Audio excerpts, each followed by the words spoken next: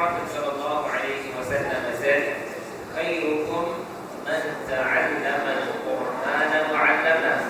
The best of you are those who learn the Quran and teach it to others.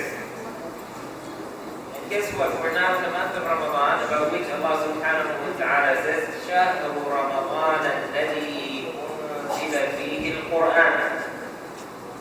شهر Ramadan, the month of Ramadan, in which the Quran was sent down, that is by Allah subhanahu wa ta'ala. And from the beginning of this month, we have been encouraging ourselves and all of you to make the Quran our best friend. In other words, to recite, to read the Quran as much as we can. Why not? When the Quran is the word of Allah. This is Allah subhanahu wa ta'ala speaking to His creation, speaking to us. And so we try to read the Quran as much as we can so we can be closer to Allah azza wa jal.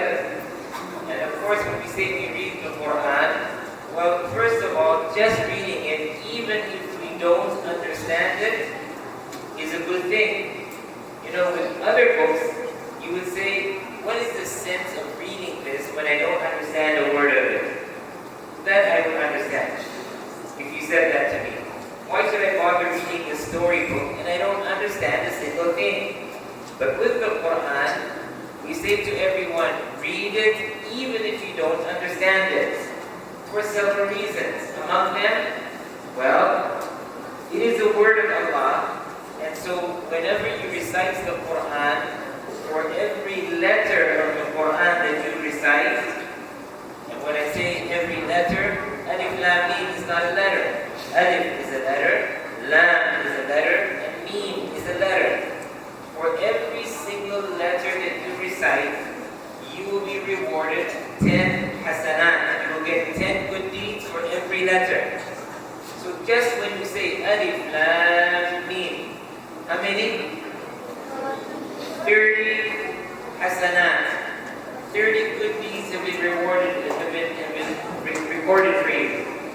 So this is one reason we say that you recite the Quran even if you don't understand it, because you will be building a huge bank balance of hasanat that you will face Allah subhanahu wa ta'ala with on the day of Qiyamah. And of course on the day of Qiyamah is when we need all of these hasanat.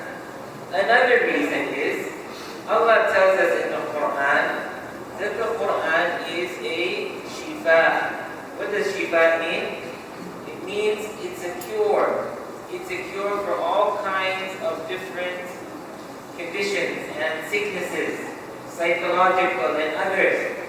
So a person who reads the Quran is going to be a lot more content, a lot more happy. These are only two reasons that I have given. And then inshallah, because you're learning Arabic and you're going to continue to learn Arabic, eventually you will start understanding the Quran in the Arabic language. And for now you can look at a translation in whatever language you understand best. Because the beauty of the Quran is in the meanings and what you do with those meanings. In other words, when you act according to the Quran. So we always will put a great deal of emphasis on Quran. You notice that throughout the year you have a subject called Hafaban, which is basically Quran memorization. You also have a subject right up to year 3 called Iqra, which is where you learn to read the Quran. And from year 4 onwards you have a subject called Tajweed, which is where you learn to improve your recitation of the Quran. So you see, we have so much focus on Quran. And in Islamic studies, your teacher will tell you all sorts of things, and then your teacher will say, and the reason this is so is because Allah says such and such. They will give you an ayah from the Quran. So Quran is very much a part of our lives as Muslims. And as I said, we should go out of our way to recite Quran as much as possible, to learn the Quran as much as possible, to memorize as much of it as we can, because it will help us in this world and it will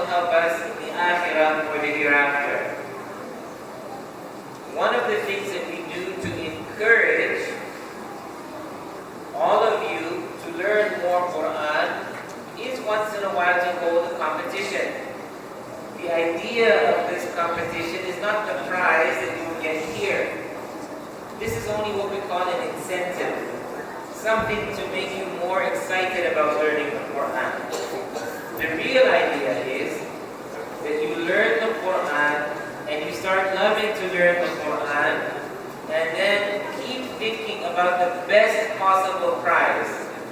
It is not the prize you will get here, the 100 ringgit or the 500 ringgit or whatever it may be.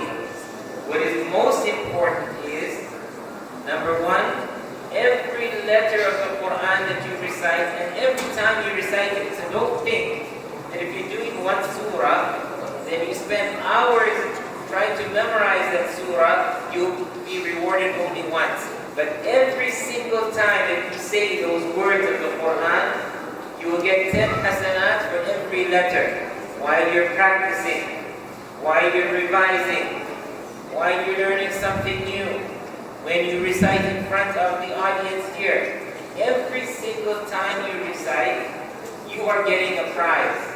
So not a single one of you will leave here as a loser, because everybody will get a better prize than whatever we can offer here.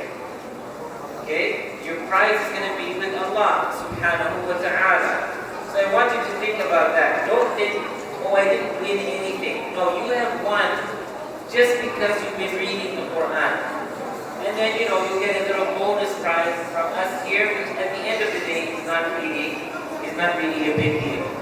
Okay? And you will be more happy with all these rewards the day that you stand before Allah subhanahu wa ta'ala.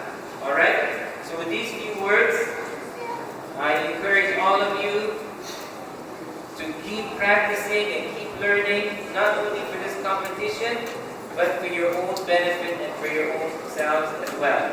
Alright, so Ustaz Shamsuddin has already told you the rules of the competition. I'm asking everybody here to please, and I'm begging you, please remain silent, especially when the Quran is being recited. First, I want you to show respect to the Quran. These are the words of Allah which are being recited. So be absolutely silent. I don't want to hear a peep out of anybody. Be silent because Allah's words are being recited. Secondly, you know that the person who is going to be sitting here and reciting might be a little bit nervous. And by us talking, it will make them more nervous and it might make them confused. So show respect to your colleague, to your classmate or your schoolmate who is going to be reading the Quran here in front of everybody. When you talk, it distracts them and it might confuse them. And it's not very nice. You wouldn't like anybody to do that to you. So please don't do it to anybody else. Alright? I wish everybody all the best. I hope that this will be an opportunity for us to earn lots of rewards with Allah subhanahu wa ta'ala. And as I said, some of you might be even fortunate enough to get a little something here. Jazakumullahu khairan. Assalamu alaikum wa rahmatullahi wa barakatuh.